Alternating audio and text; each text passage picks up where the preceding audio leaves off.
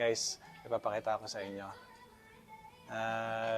Decide kasi kami na kumain dito sa Burger King, tapos nakita namin meron palang playground dito guys, sa taas nila. Tingnan nyo guys kung gaano ka-interactive itong playground na to dito sa Burger King. Meron silang interactive LCD screen dito sa table na to. Ang galing.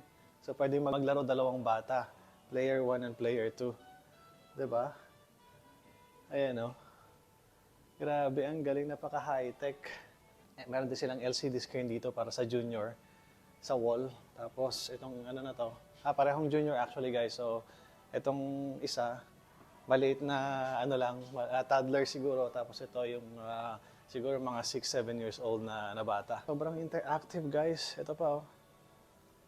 Kahit sino mag-enjoy dito nakakain, di ba? Lalo mga bata.